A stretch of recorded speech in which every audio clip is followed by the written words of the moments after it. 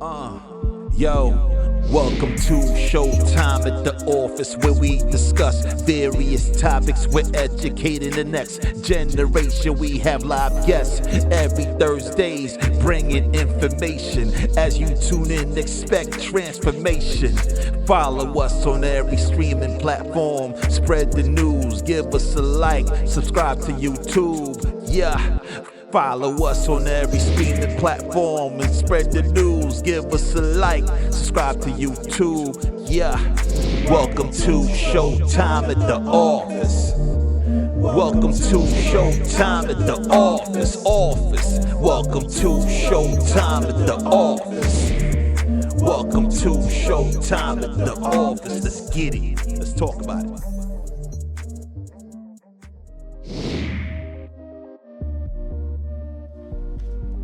Good evening to all the audience. We have a great show for you today. So could be sad, but we believe that the information that we're gonna be given is gonna help somebody.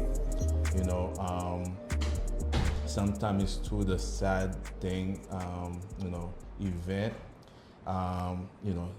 that's God allowed for us to, help someone else.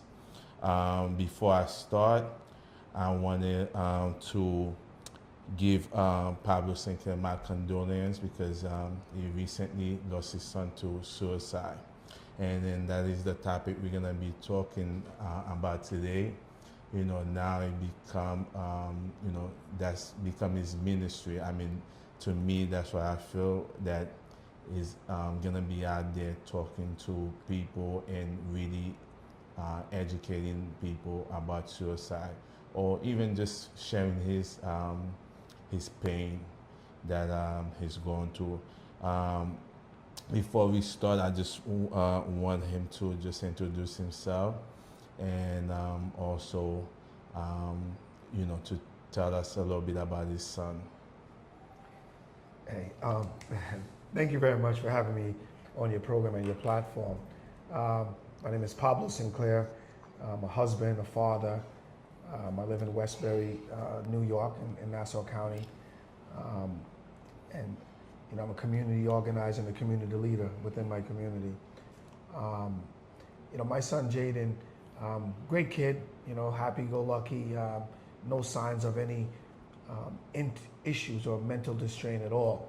It was just like a silent thing that happened that just creeped up unbeknown to any one of us because we didn't see it.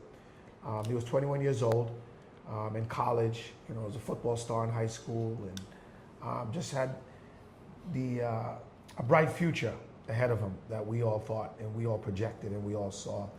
But it wasn't to be. It was if you believe in God, it was just God's way at this time to call him home. But we do want to make sure, I want to make sure that I'm able to share my journey with other parents to kind of look out for and have some telltale signs and just try to be there for their kid, even though I know we all are, but there's a silent, I call it a silent killer because it's very prevalent now for a lot of these young people to take their lives for whatever reason. But we just got to continue to just press on as parents and do the best that we can. Yeah, so again, I thank you, Pablo, for, if I may call you Pablo,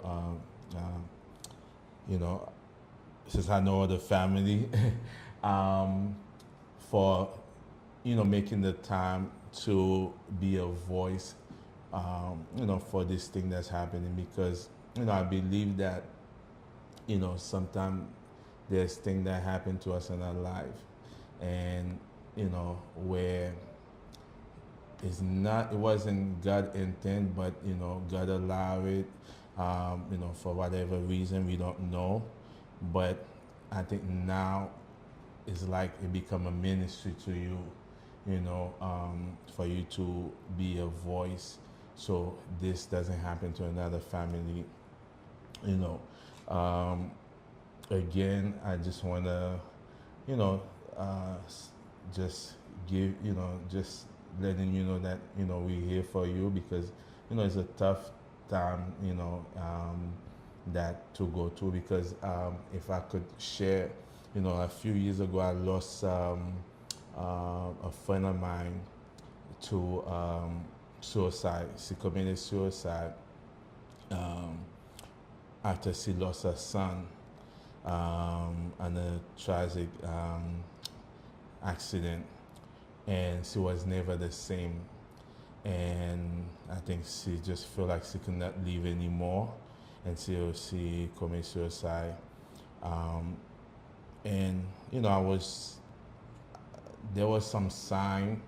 You know, I trying to, you know, bring her to church. You know, trying to seek help for her, and it just, you know, for me, I feel like I didn't do enough, or I feel like I could have done some more. So with that in mind, like, you know, I feel like that I don't know that, you know, after this happened, how do you feel? You know, do you feel that there's certain thing that you could have done, or, you know, because sometimes we feel regretful, you know. I'm saying I feel like that, you know, So that's a big burden for you to carry. Yeah. You know, I would just advise and counsel, try to let that go. I mean, you know, sometimes people make up their mind and there's just nothing you can do about it, right? And we have to live with that. Yes. Because it's the unanswered questions, what coulda, shoulda, Yeah. and that's just gonna lead you down a bad path Yeah. for yourself personally. So with my son, there's more regret that a life unfulfilled.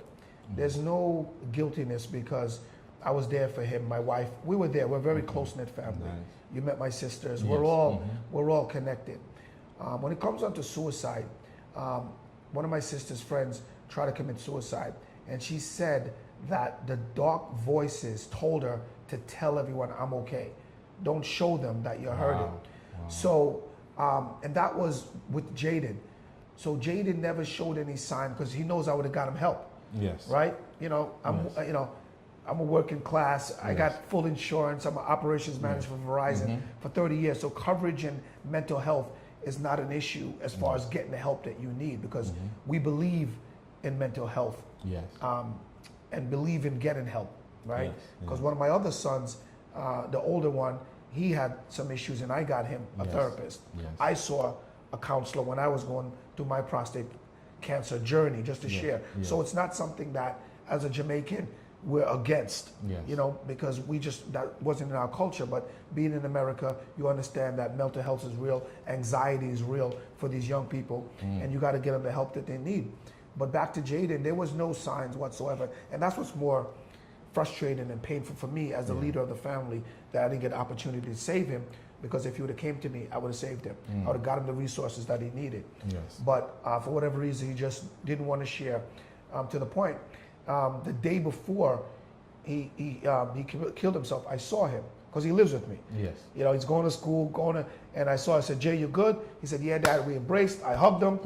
Next day, they're calling me at the office saying Jaden's at home, non-responsive. Oh my You know what I God. mean? Yeah. So so that's the shock and awe of the whole situation, and very traumatic, right? Yeah. Because the Sinclairs, we never had a death in our family, and for it to be this dramatic and devastating, it's very hurtful, it's painful, and we're all just trying to deal with the grief in our own way as we move forward. But there's no guilt whatsoever, because that's just the enemy Yes. telling you that, right? That's the devil. Yes. There's no guilt. You were there. He just didn't, or your friend didn't want to Yeah. be here anymore, and Jaden just didn't want to. And we have to kind of, you know, accept that, how painful that is, because there's no woulda, coulda, shoulda. I should have seen this. I should know. The dude was good.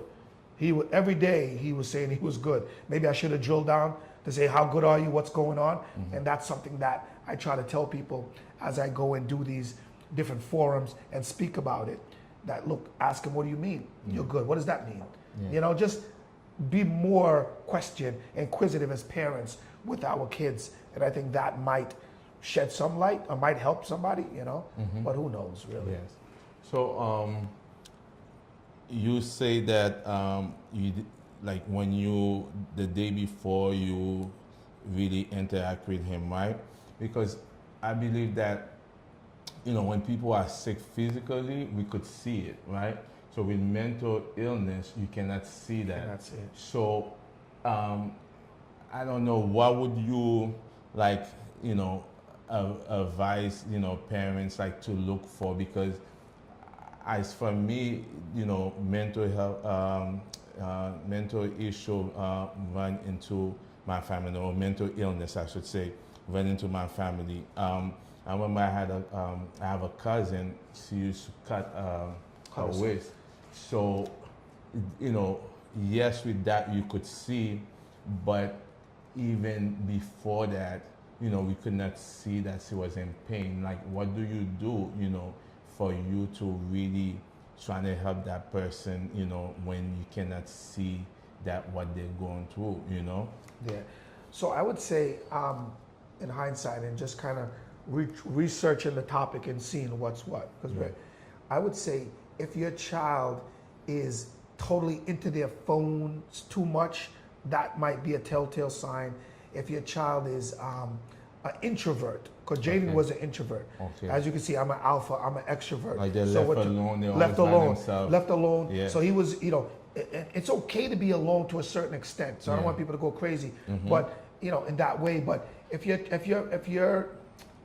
your kid or young or person just not socially engaging with a lot of people, that's something. There's something there. Why is it that his friends don't come over as much? Whether it's girlfriend, boyfriend, whatever. What's going on there? Why they're always in their room? Because my son was quiet and Jaden was always to himself, and I kind of left him. His room wasn't painted black. You know what I'm saying? He didn't wear black clothing like you would see some of these Caucasians who would say, look, this guy shot up a school and he wore black all the time, or his room. No, Jaden's room was very bright. But he was just like, he was by himself. By himself in his room. He had a little girlfriend here and there, but not a lot of friends coming over like how we grew up as kids. We played with a lot of kids. These young, I call them new kids. It's so difficult to be a parent now.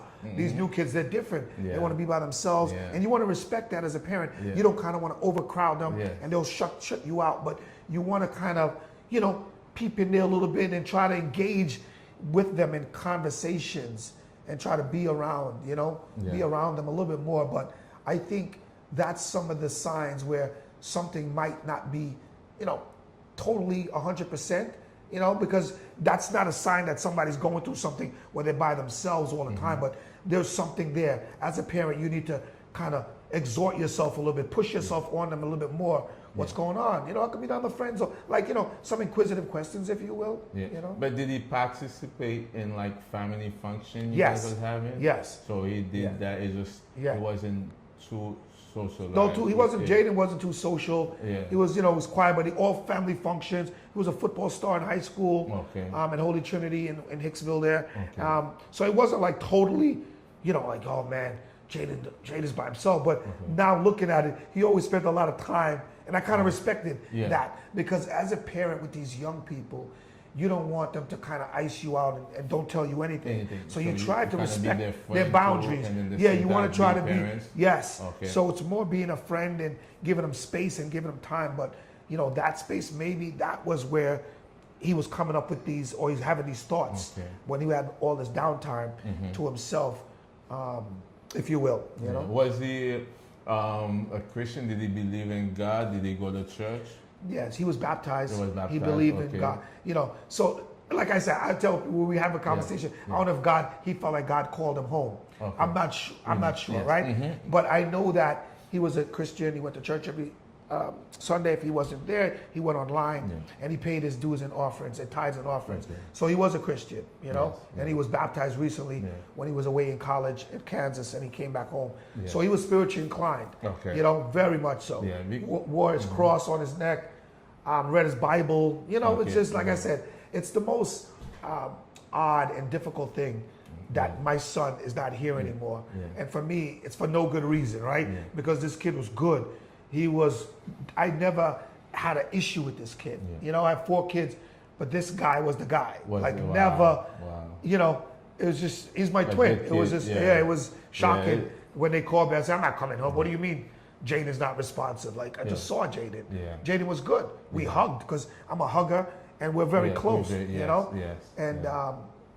but, you know, it's Yeah. just, But you know, I mentioned the church thing because sometimes you know kids are going to staff and they don't know how to deal with it. And I know me growing up, you know, the church has always helped me, even though I was, you know, always in the street, you know, hanging out, you know, was giving my parents a lot of trouble.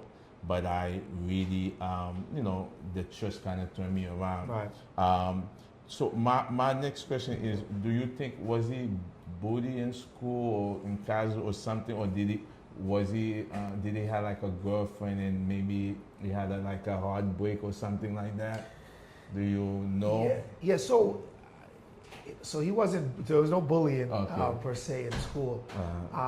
You know, in speaking to, you know, some of his friends and getting antidotes, right? Yes. Because maybe he told somebody what he was gonna do, and that person never came to me So yes. and yeah. told me or his mother. Yeah. Or his His brother sister, or his sister, yeah. this is what's going to happen, Yeah. right? Because usually they tell someone, Somebody, right? yeah, So somebody there's that somebody trusts. that possibly knew something that didn't Yeah. say something, but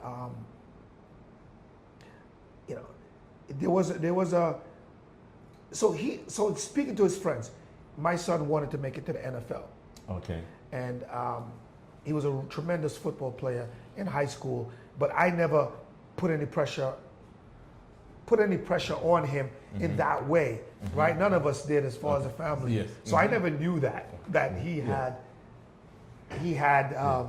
you know, big aspirations in that way. Yes, Right. And I okay. think my goal for him was just to try to get a scholarship to go to college for free. Yes, Right. yes. NFL is just 1%, Yeah. but he really wanted to be an NFL football player. Wow, And I think that was weighing on him. Okay. That he didn't make it He didn't, as okay. far as he wanted to make it, Make it, on his okay. own, On his own. internal, self-internal, self- right? okay. So, and I found that out later on, talking to some of his friends about Jaden really, and showed me some of the text messages that he really wanted to make, be in the yeah. NFL.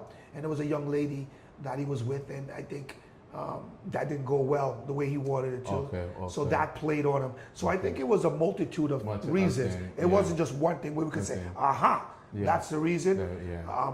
Because he never articulated that with me Yeah. or his mother. Yeah. And like I said, we talked about a lot, but he decided, look, I'm not gonna say that or bring that up, Yeah. and just gonna internalize it, and hence that kind of led him down the path that he did. But there was no, like I said, there was no real telltale sign that was missed No, that no. we saw, We- and that's okay. the only.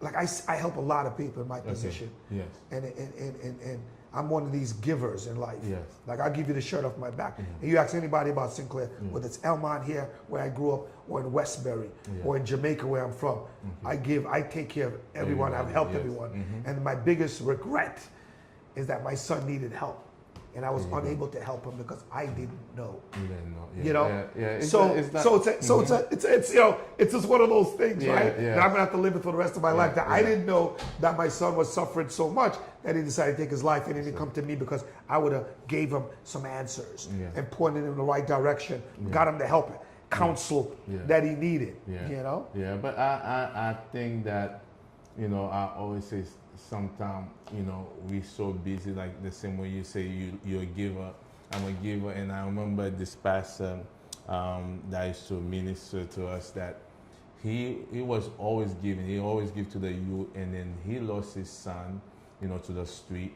So, but sometimes it's not like we give to other people expecting that somebody else will come along to give to our kids, because some they won't even listen to us. You know, most of the Yes. time they will not come to us for help. Yeah. They will go to somebody outside. Yeah. You know, so it's nothing that you could have done. You know, just like you told me about my friend. Yes. It's nothing you could have done. I think as a father, based on what you say, and then I know the Sinclair family. I know your sisters, and then I know that you guys are very, you know, caring, you know, and love your family. So there's nothing you could have done. All I right. think you did everything you can. You know, it was out of your hand. You know, but what would you say to, you know, like let's say we have some young people listening to us right now. what would you tell them? Because like you mentioned that maybe part of it was bullying, like, not bullying, like the fact he didn't feel like he didn't make it to the NFL, and he had a girlfriend that thing didn't work out well. What would you tell to the young people? So I would say to the young people that you are important, you are valued, your family loves you. Point blank, full stop, right? Don't let the demon tell you you will not be missed, right? Because I know not a lot, but speaking to my doctor, and she said that one of her patients over there in Garden City, their kid killed himself because they said the parents wouldn't miss them because there's other siblings. So I would say, I use that when I speak that, look, you are important. Your family is gonna be devastated if you decide to take your own life. You don't know how destroyed my family is right now. It's like a tinderbox. We're trying to hold it together because we're tight, and this happened. It's the most devastating death that you could have for your child or loved one or family member to take their own life, because everybody's going to have introspection of what could I have done? Did I miss something? Did I do enough? And that's really not fair to your family if you decide to take your life. So I'm going to say, reach out, get the help. No matter what you're going through, no matter what, it's not that difficult that your family will not help you get through it. It may seem that way right now, that the world is on fire, your world is coming to an end, but it's not. That's the devil speaking to you, and that's the demons. Reach out to somebody to say something, to get some help. Do not take your own life. Your family dude, Father's Day just passed. It was terrible. Like, the day went good. I was crying the day after that my son is not here for no good reason. So his birthday is July 3rd. We have to leave. We're going away to Florida just to get away, that we don't have to go to the cemetery. July 3rd is going to be that's his 22nd birthday. So all the meaningful holidays means nothing to your family when this stuff happens. And the tragedy, the way it happened. You know what I mean? You could understand an accident. That grief is a little bit easier to take than someone taking their life, or a young person taking their life who has their whole life ahead of them that don't see it yet. When you're 21, 22, you think everything revolves around you and your life. Your world is coming to an end, but it's not. There's more life to be lived. And I would say to you young people, just pause. Your family is going to be devastated if you decide to do that. So that's my message to any young person that's thinking about, look, no one's going to miss me, I'm not needed. No, you are necessary, you are important, you are needed to your family. I'd rather have my son. I wish my son was committed to the G building as opposed to being here no longer. That's how important it is, or passionate it is, not to kill yourself, not to harm yourself. It's the worst feeling that your parents is going to go through your loved one. It's terrible, man. It is absolutely terrible. You say something I think many parents don't see, like, I used to be a youth leader at my previous church, and one of the things that that many parents miss out is, like you mentioned it there, like the fact that like as growing up we worry about bill, we worry about all these things, but as the young adult, we thinking like they don't have no problem, they don't have no issue. And like you say, sometimes they feel like the world is coming on top of them, and then they're going through so much, even though they don't have no bill to worry, they don't have, no worry about the job, everything. So it's like the kids, they have their own world, right? They're living in their own bubble. So what are some of the things that like you could tell parents, because the fact that we feel like, hey, they're just kids, they don't have no issue, So it's the most challenging time. I'm 52 years old, and conversations with my mom and my dad, and we talk, and they said they're happy that they had us the times that they had, because we had issues growing up, but it was different. So with the advent of social media, that's an added pressure on these young people to try to be something. It's the pressure, the bullying that goes on with that in that whole atmosphere. Trying to be like the Kardashians, look in a certain way, act in a certain way.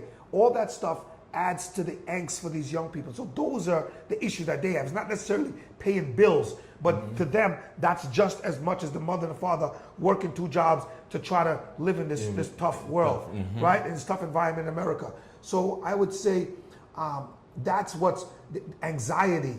You know, that's a word that I've never heard of when I was growing up. Yes. I might have had it, but look, we were tougher. We were able to get through it. Yeah. It's a different generation of kids. And we as parents have to change our tactics and our strategies. What we learn in Haiti or Jamaica is not going to work with these people. And you have to change in order to save your kid and be there for them. And that's something that has to be learned. Because, you know, you are what you know, we grow up to what we see as parents. Yes. My father was a provider. He wasn't a huggy, touchy kind of guy. Yes. Great guy. Yes. But he just provided. That was his job. Yes. And he did a hell of a job doing that. Yes. You know? So I learned that for him, but I said, no, I have to be friends. I have to be friends with my kid. You gotta do it differently. You know, there's manners and respect, but I have to be friends with them more than being the disciplinarian or the head of the family, coming down on them. You'll lose them and you'll push them further away into this situation where you can't even have a conversation with them. So I would say that we as parents should not take that lightly, that they're not going through something. You know, get them the help that they need. A therapist, right? That used to be a white thing, right? A Caucasian thing. You know, black people now, we're just gonna rub some dirt on it and we're gonna be fine, be tough, get over it. No, do not. We need to change that narrative, change that mentality, get them mental health, right? So people think, I'm talking about my people, so about black people. So black people think that health coverage doesn't cover that. You are covered. So mental health therapist, psychiatrist is just like seeing a doctor for health insurance. So we need to tap into that, use that resource because they we even have could, some free one too. absolutely. We could be the problem as parents, right? You don't know that because the kid's not going to tell you. You're the adult. They're not going to say, Mom, Dad, you're the problem. But if they go to a therapist, the therapist can talk them through, give them coping mechanism, how to deal with your parents. You know what I mean? Don't harm yourself, if you will. So I think if you as a parent can't have a conversation with your young one, make sure they go and see a counselor, see a therapist. Dude, I am a big proponent of therapists. Look, I am an alpha male. I'm a stud. I had prostate cancer. Why me? You get all these thoughts. I went to a great therapist and he told me, look, this is your new normal. So he put it in terms where, look, you're here for your family. I get it. But look, you're alive. God wanted you to go through this to be alive, to be here for your family. So I put it in that perspective.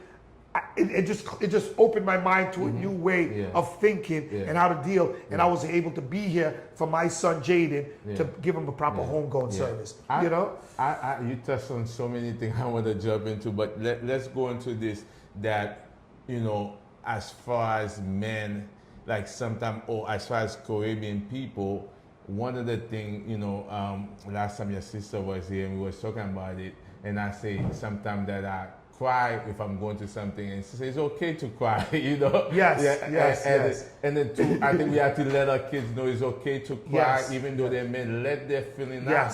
Because I think holding everything in also affects you. Absolutely. Absolutely. It's like like a soda bottle. You know, when you shake it up. And that's what happens when you hold it in. It's okay to cry. It's okay to be emotional. Right? Because we weren't raised that way. I'm Jamaican, dude. We don't cry. You know, but I had to learn that it's okay to let your hair down, if you will, cry if you have to. You know? And I told my sons, it's okay. I have 3 sons. You know, it's okay to cry. It's okay to be emotional. You know? And that's why therapy is so important, because this person will not judge you. So you take your baggage, you put it on them, and that's their job to deal with it and help you deal with the various situations. And like I said, you know, because there's some things these kids just don't want to tell you. They will never tell their parent X, Y, Z. So I have my young son Chase. This guy's 15 years old. He's gonna be 16 in August. And I'm like, yo, dude, like, you got a girlfriend?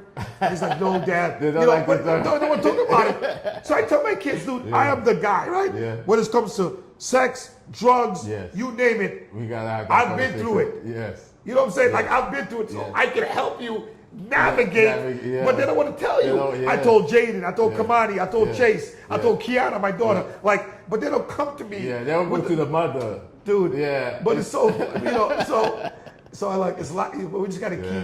keep Keep at it, pushing, yeah. keep at it, stay Yeah. on it. Like I said, if you don't have the capacity to have these various conversations, Yeah.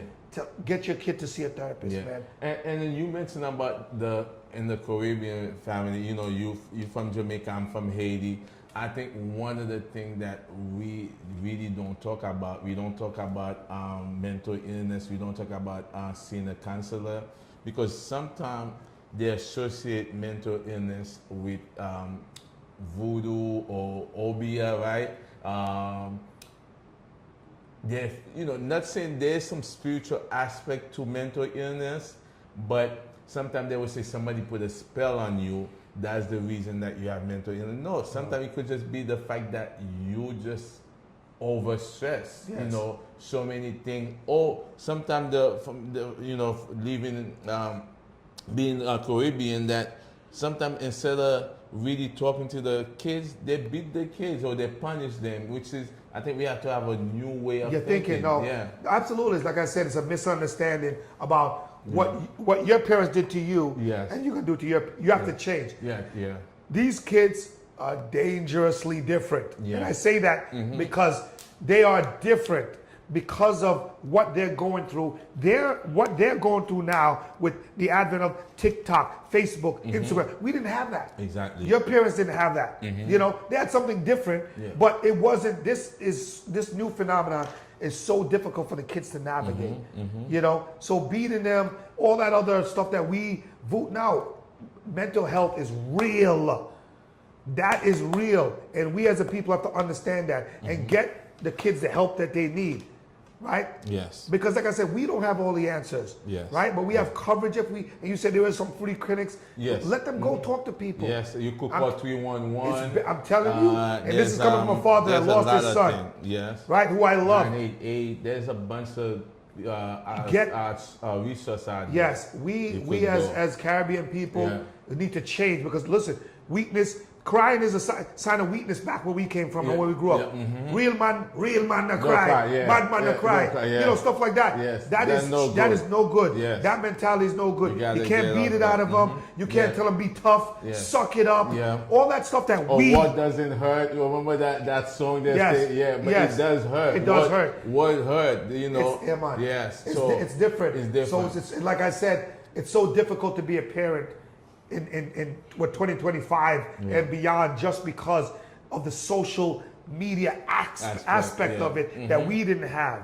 You know what I mean? We used to ride our bikes and be Oh, outside yeah. kickball. You know, I grew up in Brooklyn, East Yeah. Flatbush. Cause when you Yeah. come from Jamaica Yeah. in the 80s or the Caribbean, Yeah. right to Brooklyn, right to Yeah. Flatbush. Me, I grew up in Queens. I used to ride my bike all the way to Brooklyn. Hanging out. I'm telling you, I was all over. Yes, and I yes. was like 14, 15, Yes. So- riding to Brooklyn. Now it's different. Different now. These kids yeah. are not riding They- no they bike. don't ride no- They're on the they computer. riding down the block. I went to Brooklyn. So they're on their phones. They're locked into the phone. Everybody has their phone in Yeah. their hand like it's part of your body, and it's different. Yeah. It is so different, and it's so difficult. But you know, we can't give up as parents. We got to keep trying. But there are resources as parents that we need to tap into to help us deal Exactly. with these new kids. Yeah. These new kids are not easy. They are They're no not joke. easy. They are dangerous. Yes, yes. And I say that from respectfully for what my son did because the kid was good. Good, yeah. Jay, you good? Yeah, Dad, I'm okay. Soft spoken, really nice kid, man. Like I said, remember my son, yeah. no I have a sign. 18-year-old, Yeah, no same thing. sign, man. Always into his room, don't even hang out. And I'm like, damn, Nah, I you- wasn't like, I was giving my parents a lot of problem doing that age when I Yes. was 18, hanging Yes. out in the street. But I'm so happy for him, but I'm a little scared too because he just loved to be in his room. No, man. You I'm know, telling you, yeah. listen to me. Yeah. I'm telling you, if you don't, if this program doesn't save somebody, Yes. want to save your son. Yes. Stay on him. Yes, Check yes, in with yes, him. yes. Your son. Let's try to I usually force him to do stuff go with do you. something. Yeah, we No, play basketball. We go to the Jaden, movie. like he's 21. I want Yeah. him to be. Because when I was 21, I was already a father. Yeah. So my world as 21 was different. I had to grow up faster. Yes. I had to do a lot, So I respected that he's 21. Let him do his thing. Yeah. Do his thing. But yeah. you need to do things with him if he doesn't want to do anything at all. Yeah, Do yeah. not let him stay in that room. No, definitely. Try to- we try play to- video game. We Yes. go we just go to the movie. Like I always try. Good. Even my daughter. One of the things I'm glad you mentioned that. One of the things that I do when I come home, I make sure that both of them come down and spend some time with family time. Nice, Because nice. they stay in their room too much. Nice, I always nice. tell the mother, no, that's not good. Have them come to the living room. Let's watch a movie. Let's do something. Let's play Nice. some board game. Yes. Good. Because I'm like, if you spend all this time in your room, especially during the summer, no school, one of the things that my wife normally take them to in the summer, she playing activity for them, Right. so which is good. Right. But when I come home and then they're not doing anything, I say spend some family Good, time. good. Family Yeah, time that's is important. that's like a dying Yeah. phenomenon. Yes. So growing up in the Caribbean, Jamaica, every Sunday we'd have Sunday dinner. Yes. No TV. Yeah, right, yes, No you're right, phones. you're right, But yes. now you go Sunday, we Yes. barely have Sunday dinner. Yes, Kids, football is on. Somebody's Yes, in the den. yes. I was Everybody's eating somewhere else.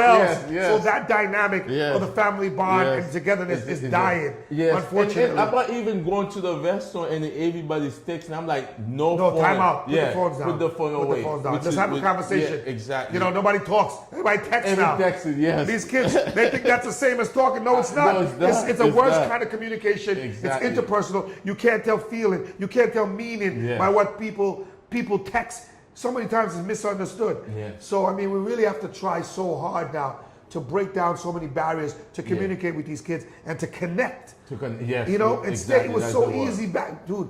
When I grew up, man, we lived in one room and we Yeah. were all Yeah, sleeping in the exactly. same room in Jamaica. Yeah, And yeah. it was so easy with it's Yes, just, but yes. look, we There just was have a to bunk change. bed, Yes, bunk bed in Brooklyn. You know what I'm Brooklyn, saying? yeah. All three boys in one room, One in and the Trisha bed, in the other in the room. room, Jessica yeah. wasn't born yet. Yeah. You know what I mean? So, but I mean, Yeah. it's changing, and we have to It's change, and we have to adapt. Yeah. We have to evolve. Yeah. That's life, Yeah, right? evolve with the Evolution time. of a man. We have Yeah. to change Yeah. as a people and as parents. Yes, You know. Yeah. So my next question is a little tough, but like I feel, somebody one time came to me and said, okay, if my kids came up to me, if one of my kids came up to me and then they told me that they were, either gay or lesbian, whatever, like, how would I react? And to me, I really had to think about, I'm like, would I, or you call it, treat them differently? Because some family abandon the kids, say that they're no longer their kids anymore.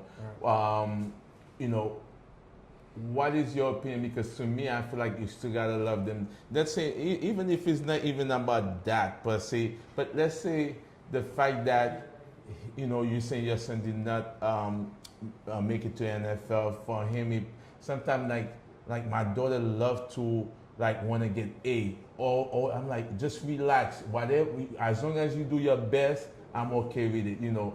I don't want you to push to the limit where you lose your mind. Yeah. You know what I'm saying? Yes. Just anything in life, like accept them for who they are. Yes.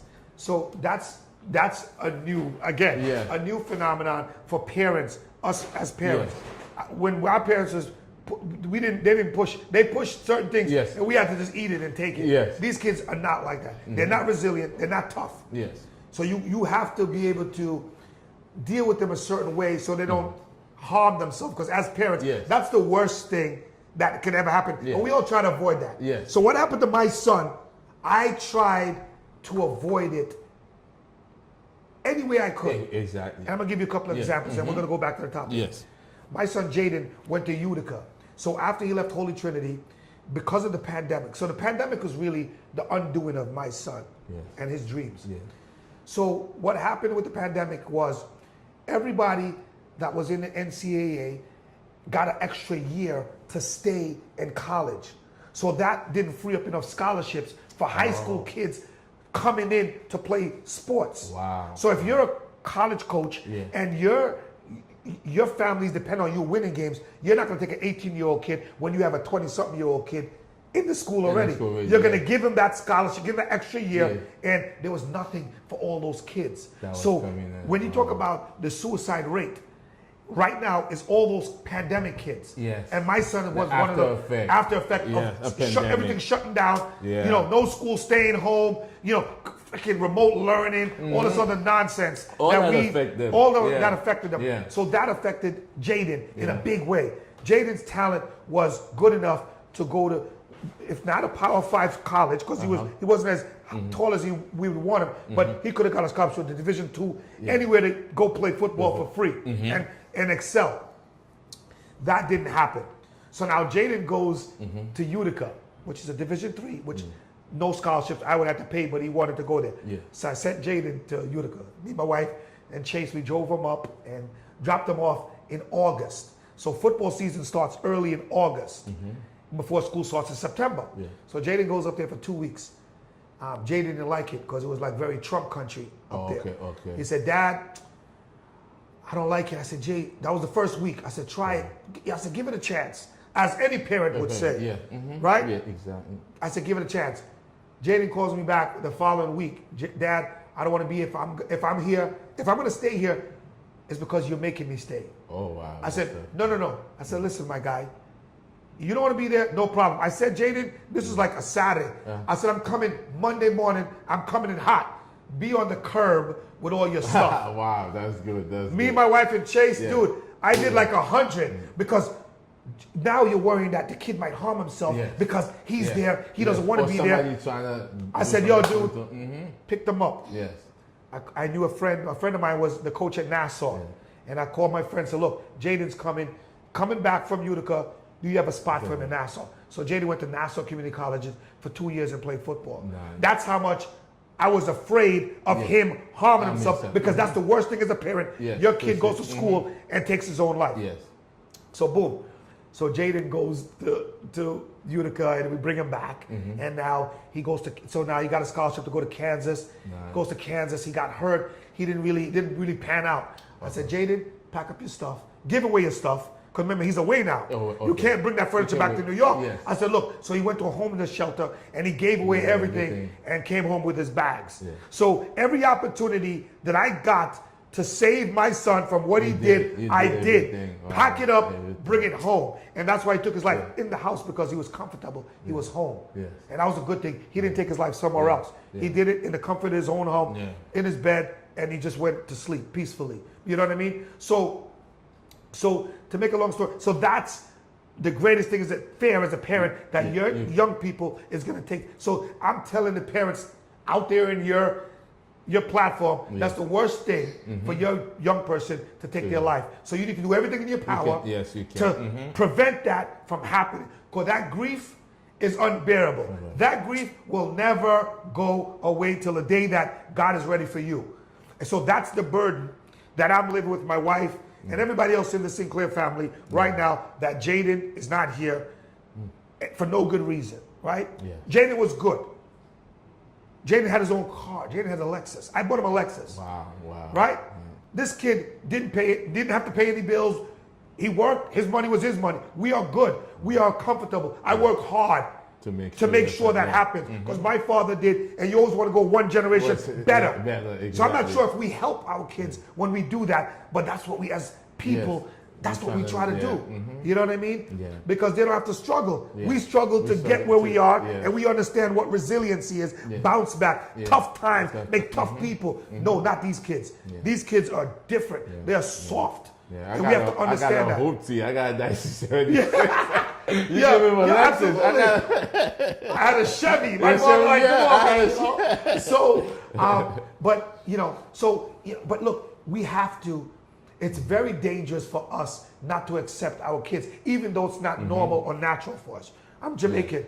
We don't homosexuality in the sense we didn't grow up that way. We don't know that. It's a little bit more accepted now, but you have to accept your kids for who they are, even how tough and difficult it is. So I'm not making light of it. It'll be a tough pill for me to swallow as a parent to say that my son is gay or my daughter is gay, but you have to, because that's your child. Yes. You don't want to ostracize them. You don't want to kick them out the family. God forbid they don't kill themselves because my parent didn't accept that. You'd rather your kid be alive gay or then be dead. I'm telling you, I'm telling the parents that right now. This, no matter how difficult and uncomfortable it is for your people to be gay, you'd rather them be here than you push them away and they go kill themselves, man. I'm telling you, that burden is unbearable for a parent. You know, I think it's the the unconditional love that you have for your kids. That no matter what, like I say, not just with their sexuality, dealing with their sexuality, but also with accomplish certain thing, like not forcing, because some parents force their kids to be a doctor, a nurse. The worst thing you can do as a parent is put undue pressure on your kid.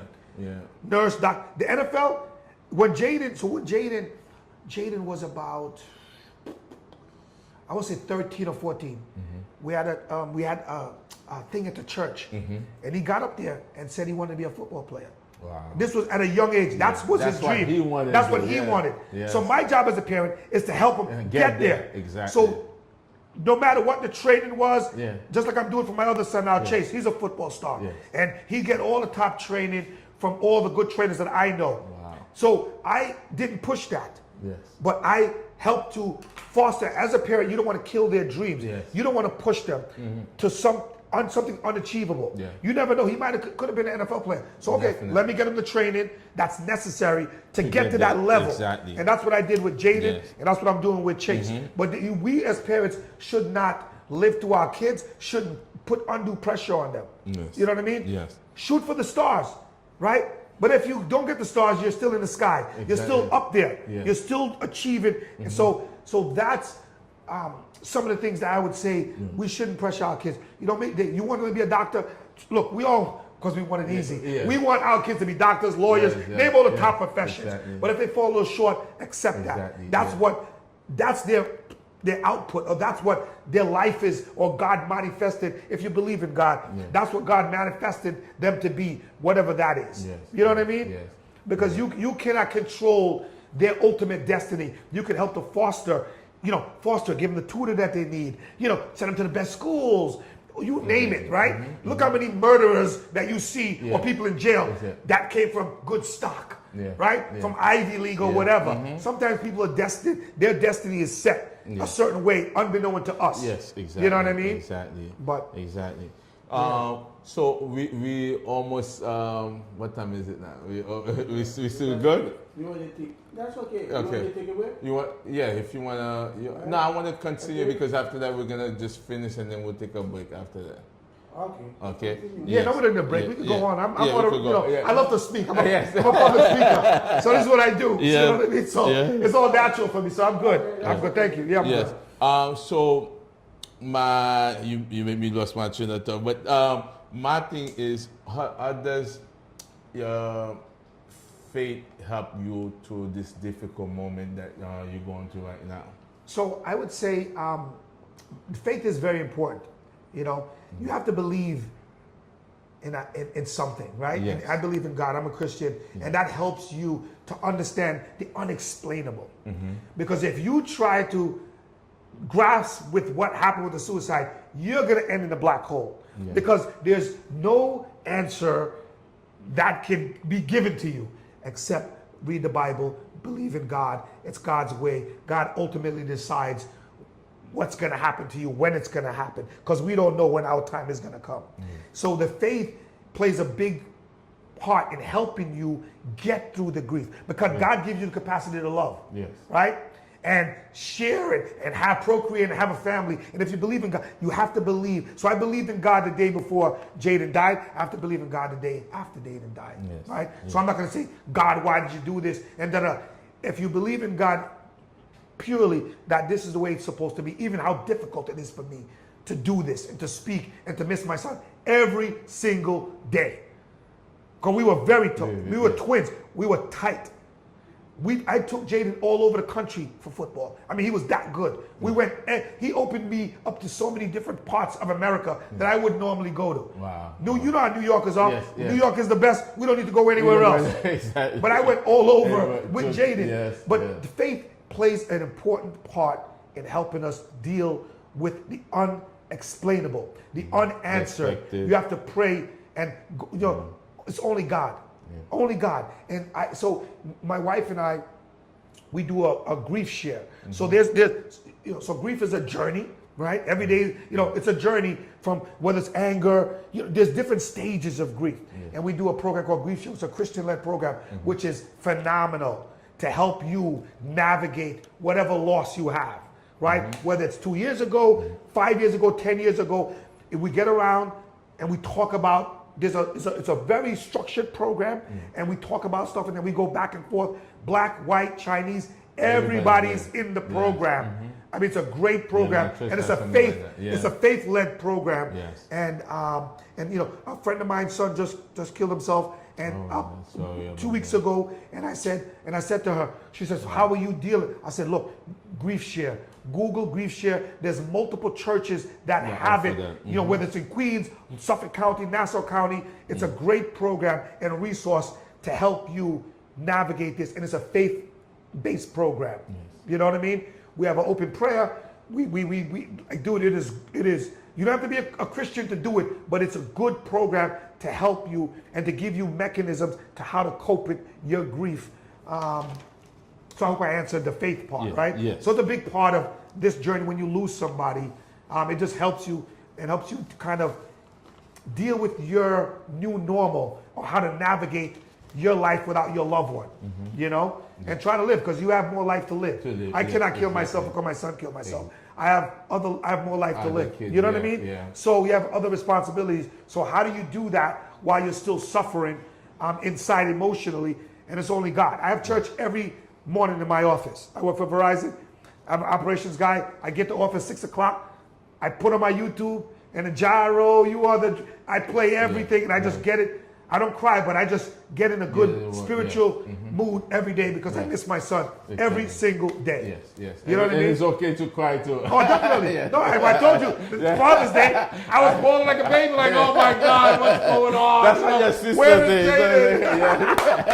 Jaden? Let it out. Yes. So my last question is: do you believe now this is a ministry to you? So also, if you could give the people, some resource to go to after you answer that question, and then we'll close out. Yeah. So so we're all put on this earth for a reason, and I have a huge network of people, whether it's on social media or in my community and just my day-to-day interaction. So I don't mind speaking about this at all. I'm not gonna cower in a corner and just damn the world because my son killed himself. I wanna make sure I share my experience with people just to try to prevent it. Because I'm a strong person, but I do break down, I do cry, but I'm very strong to kind of hold it together and try to move forward and live whatever life I have left. Because we just don't know how much we do have, right? But I do want to let people know that, I'm here. I'm here as a resource just to have a conversation any which way I can be helpful. I don't mind doing it.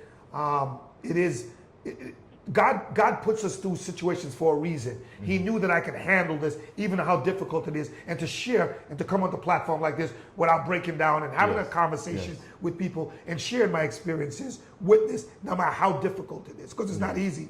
But we have to help our people. And like I said, I'm a giver, so it comes natural to me to do this program, to talk about my grief, my son, what happened, how can we prevent it, what can we do to move forward, with grief and things of that nature. So there's all sorts of research, like I said, but the big thing is, I want to leave with people is that, look, we don't have all the answers as parents.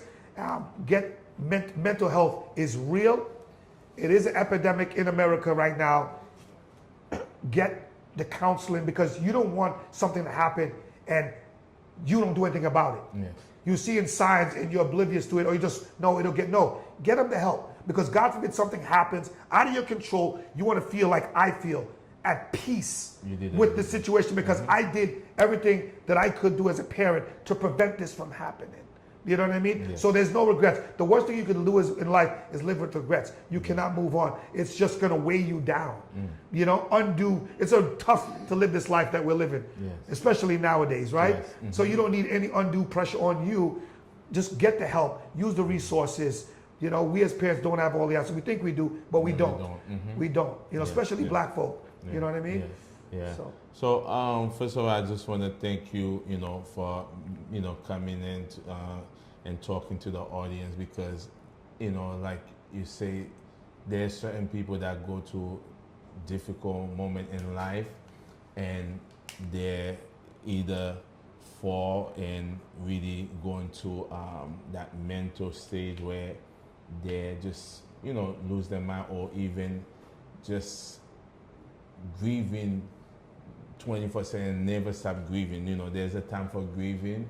You have to grieve and then move on, move forward, and then there's other people like you that say, okay, yes, this thing happened, and I'm gonna grieve, and then after that I'm gonna go and help someone else so they don't feel the pain that I'm feeling now.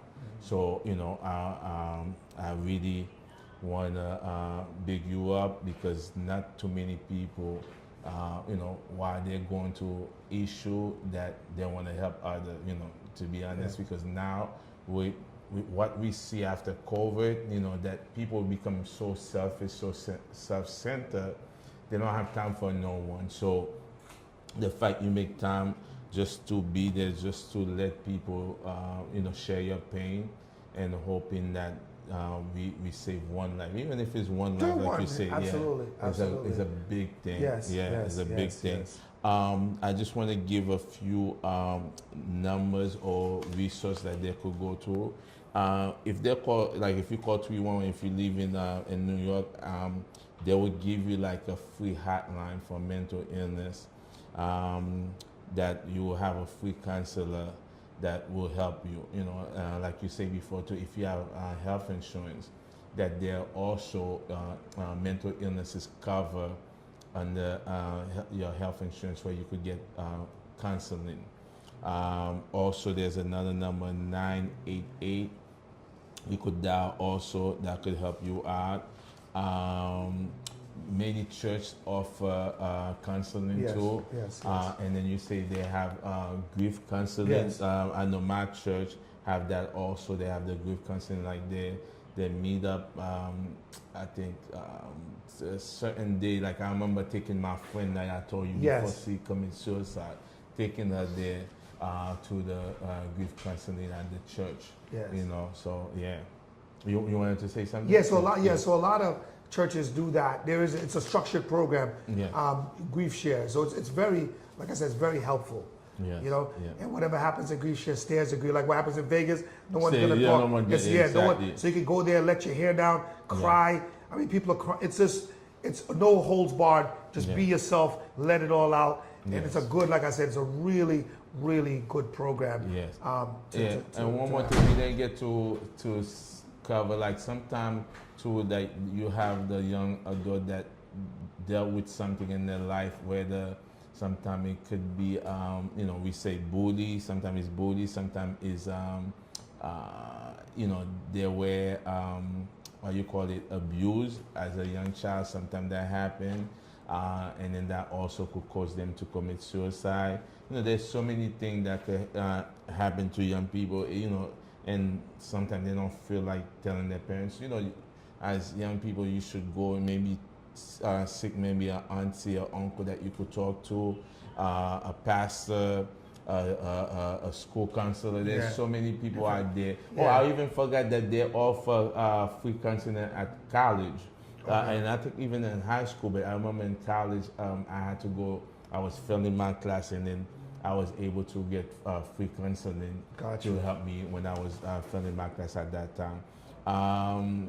And then so what other research before we close up, you know? Yeah, I know you I think covered a that's lot. good No, yeah. you covered a lot. The suicide hotline is always there. Yeah. Like you said, counselors in the various schools, Yeah. a pastor, Yeah. grief share. Just reach out to somebody. Yeah. Say something to somebody, please. Yes, please. There should be somebody in your network that you trust. 'Cause it takes a village to kind of raise Yeah. these kids. Whether it's an aunt, uncle, a trusted friend, speak to somebody. Mm. Just don't keep it inside. And because when you keep it inside, that's when the bad thoughts are going to come in, and that silent person's going to say, yeah, do this, do that, when it's going to be detrimental to you. Yes. You know what I mean? Yes. And then if you're a pastor listening, I think if your church doesn't have a grief counseling group, you need to create one. Because like you said, after the pandemic, I think a lot of people is going through mental illness and depression and so on. Yeah. So make sure you know that you provide a resource for your church member. And then you know, I just want to say that, you know, get their help. Don't be ashamed. You know, it's just a sickness like any other. Like sickness. any other sickness, Yeah, no some shame. people, There's no stigma. There's no shame. Exactly. It's just like anything else, cancer, Yeah. whatever you know, Yes. high blood pressure, whatever. That's Yeah. just the way Yeah, it is. because why would, you know, people is not ashamed if you broke a limb or you broke an arm. Yeah. Why are you gonna Yeah. be ashamed to, because you dealing with mental illness, Anxiety, anxiety, stress, stress, whatever it is, you know. Yeah, get some help. Get some help. Yes. Absolutely. All right.